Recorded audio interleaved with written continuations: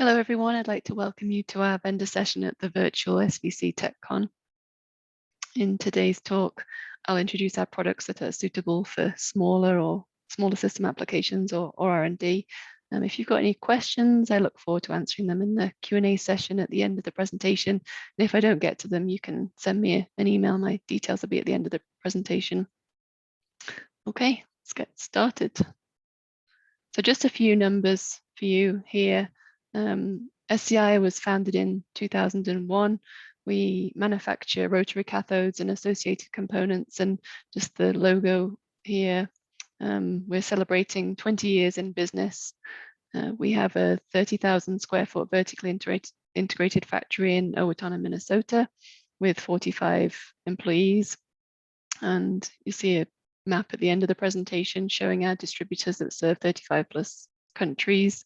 We've got 23 patents or patents pending, and to date we've shipped over 5,600 rotary cathode systems worldwide.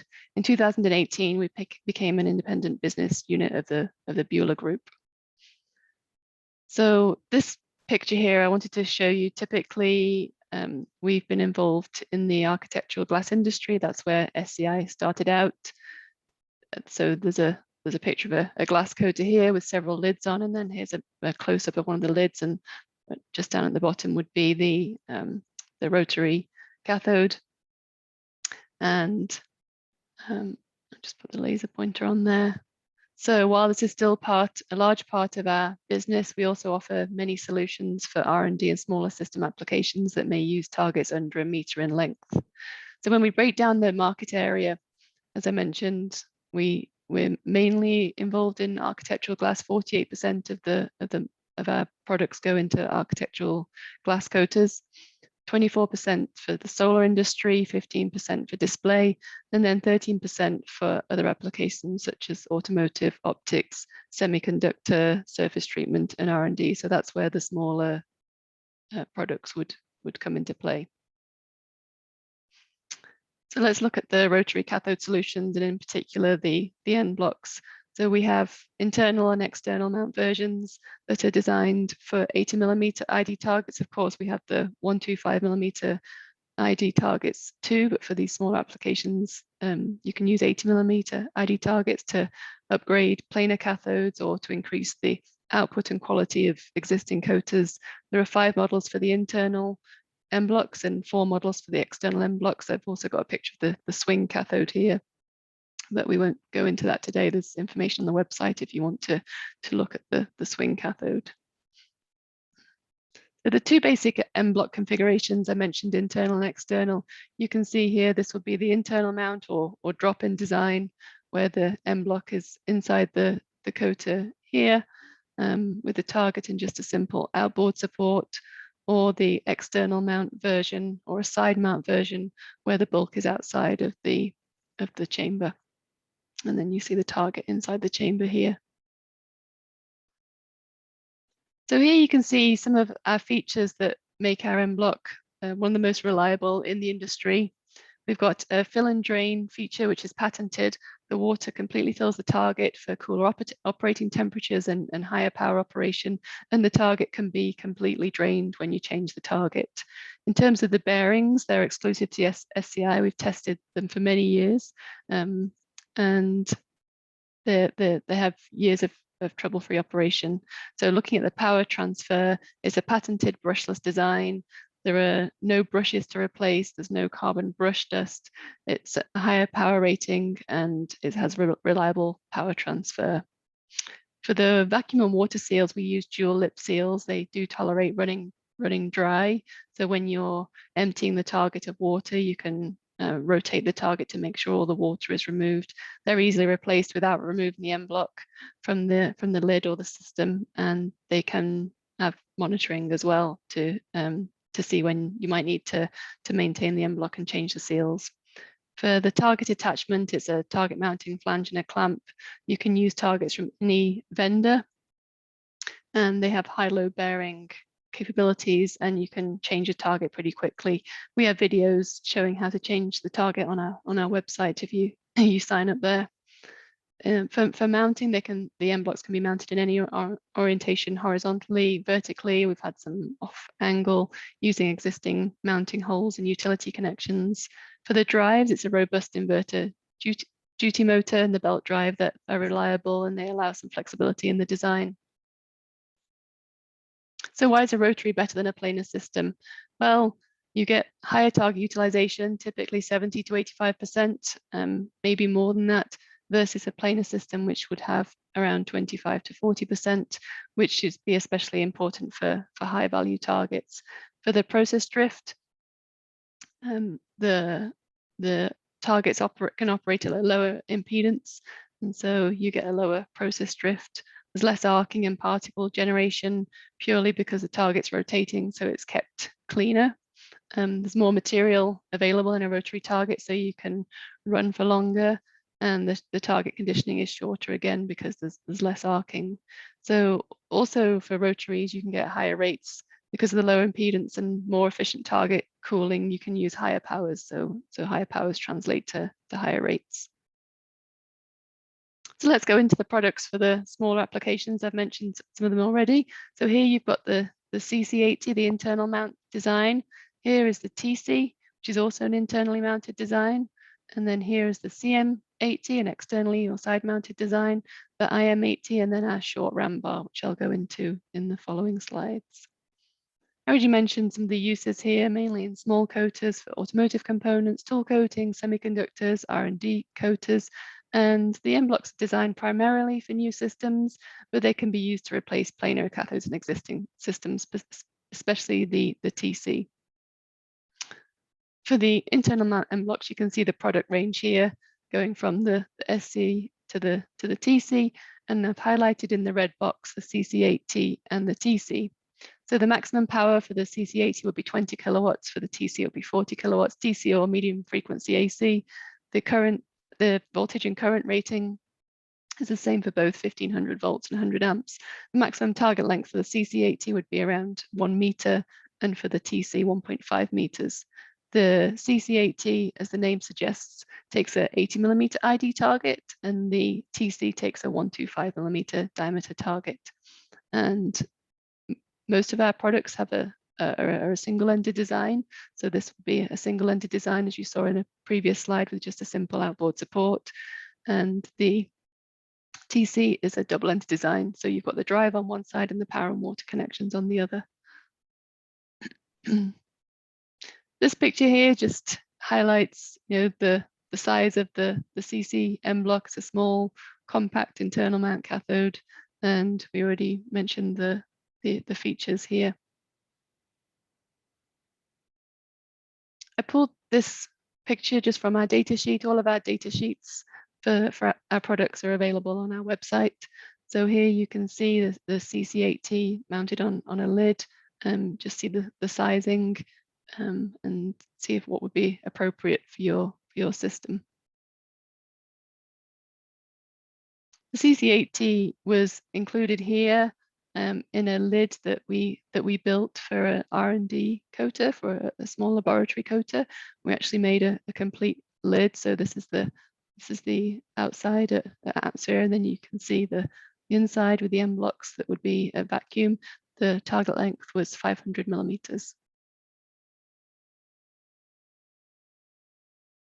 So we go into the TC. I mentioned it's a double-ended design. You can see the end block width of each side is 58 millimeters, and the motor and everything outside a vacuum here. So you can see how this would easily replace a planar cathode as a drop-in solution.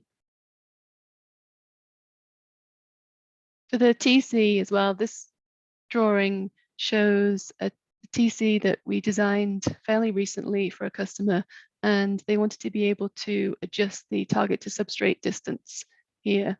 So the TC, it fit on the existing opening of the lid, and then we were able to add a series of spacers here to change the distance of the target from the substrate. It was for a 625 millimeter long target. You can see on the right, some pictures of systems from Kurt Lesker where it would be easy here to use a side mount or an externally mounted cathode to replace this planar, or we could use a drop-in internally mounted as well. So when we look at the external mount M blocks, the same as the internal mount, the range here, we've got the larger SM rated up to 200 kilowatts, and we'll focus more on the CM80, which has a maximum power of 20 kilowatts DC or medium frequency AC. The voltage and current characteristics are the same, 1500 volts, 50 amps. The maximum target length on that you could use here would be 1.5 meters and 80 millimeter diameter, as the name suggests. Again, the CM80, a single-ended design. And again, the data sheet here I pulled, and I put a couple of pictures here just to show the small form factor. The center-to-center spacing is only 110 millimeters. And again, all this information is on the website. For the CMM block, in order to gain target to substrate distance, or to increase it or decrease it, depends on the mounting style of the M block to the system. So you can see 3 different options here. This is around 45 millimeters will be the distance to the edge of the flange, and then this one I think is 14 millimeters, and then another option here. So depending on the mounting style, it's easy to change the target to substrate distance also. This is a graph of target thickness that's remaining on the target versus the position along the target. And it was a test we did a while ago with a standard magnet bar, and we were able to get 90% utilization for this 900 millimeter target. And obviously the uniformity is important too, even with the smaller